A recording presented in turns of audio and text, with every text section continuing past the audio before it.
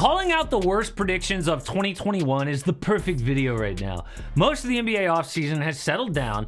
It's just fun to call people out. And I'm probably going to make 2022 predictions pretty quick, so it's good to remember how bad things can turn out. We are going to count down the top 6 worst predictions of last season. And yes, my stupidness is included, but at least I'm not as bad as this guy. And me, Utah is going to the finals. Oh! That's big right there. Just kidding, that was Ernie Johnson, absolute legend. I'm Casey, this is AM Hoops. Hit subscribe for 5 NBA videos per week and at least one dumb prediction a year. At least one, which I pay for with silly haircuts, and I will call myself out and own it. But let's count down the top 6. Before we get there, one thing did not make the list. Injured teams, like Draymond picking the Brooklyn Nets. I don't really think that's that bold, though, but who's beating them? Milwaukee Bucks. Good luck, Chuck. Good luck, Chuck. Good luck, Chuck. There were so many injuries last year, that doesn't count as a horrible prediction. Picking the Lakers or Nets just made sense. If they were healthy, they probably would have made the finals, so I can't knock people for picking them. But I can start at number 6 of the worst predictions last year, Charles Barkley. I think the Utah Jazz can win the championship. The whole thing. The whole thing.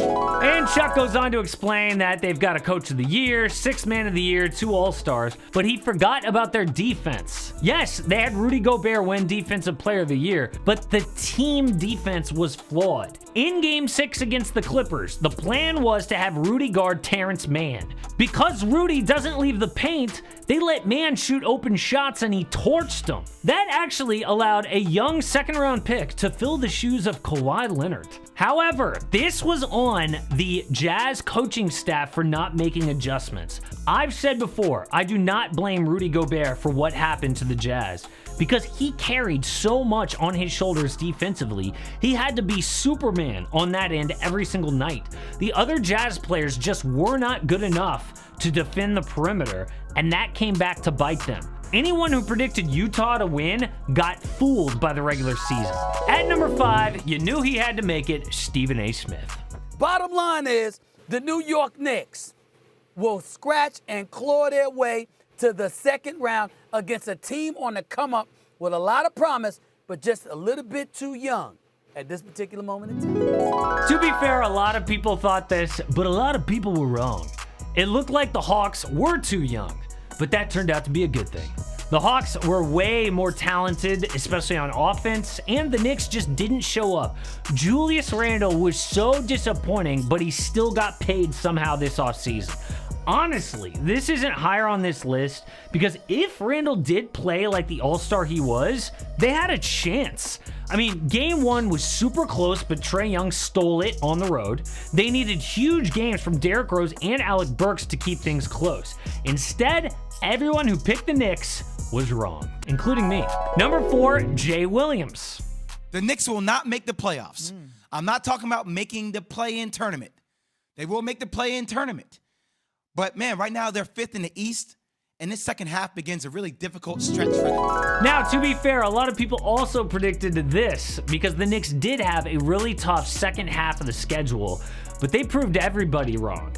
The Knicks ended up with a top 4 seed hosting the first round, and they did it with the number 1 defense and winning 12 of 13 games at one point. That included wins over the banged-up Lakers, the Bucks, and the Mavericks. Everyone called the Knicks a fraud early in the year, including me. I said it would not last. Jay Williams, though, proves people were still doubting them halfway through the season. New York ended up being the biggest surprise of the year. At number 3, Chuck again, picking Game 7 of Sixers-Hawks. You nailed your guarantee last night. I'm going with it again tonight. I'm taking the Philadelphia 76ers in a blowout. Can we get it? Can we get it? Guarantee! I feel like anytime Barkley guarantees something, it's like an immediate jinx. The worst part of this, honestly, was we saw the Sixers melt down in the series. They blew a 26-point lead in Game 5. Ben Simmons had already milked it down before passing up the dunk in Game 7. In the fourth quarter, Ben had gone 2 for 2, 0 for 0, 1 for 1, 0 for 0, and 0 for 0. One thing that I learned a long time ago is believe NBA teams when they're trying to tell you who they are. Philly and Ben Simmons clearly told us who they were in this series before Game 7. But, and I fall for this sometimes, even when a team plays horribly, we still let what we thought before the series block the truth. I mean, it was obvious to everyone that Atlanta was playing the better basketball, but Chuck picked Philly in a blowout. Number 2, it says here American-made hoops. Who is that? So, at the end of this season, Golden State has a decision to make. They either trade the Minnesota top 3 protected pick and James Wiseman, or they trade Steph Curry. Or Steph resigns for the max. I actually didn't say that. I just said that right now. Look, the reason why I thought that it wouldn't happen was Steph, Clay, and Draymond all went to the front office and said that they wanted to trade the young assets for a star. That didn't happen, and Steph still re-signed.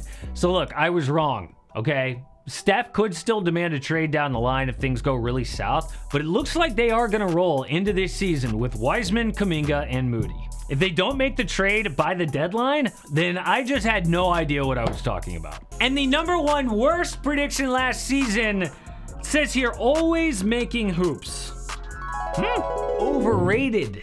Trae Young. Look, I know Hawks fans hate hearing this, but your man is compared to guys like Steph Curry, but he is a below average streaky shooter. It doesn't help that his shot selection is suspect, taking really long threes, and his turnovers are still super high. Wow, what an idiot. I got so many comments with people calling me out, and I totally deserve it. Literally, I would get a notification that I had a comment on this video and another Trae Young video, like steadily all throughout the postseason, especially when Trae was doing his thing. And it doesn't even matter if like 1 or 2 of my points were correct, because the bottom line with everything in basketball is winning in the postseason. So even if Trae is not perfect, it works. He's not afraid of anyone. He's been doubted his entire basketball life. I not only was wrong, but I had the worst statement of the entire season, saying Trae Young was the most overrated player in the NBA.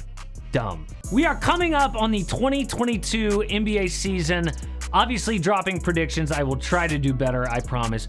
But first, check out the predictions I've already made about the top 5 stupidest free agent deals.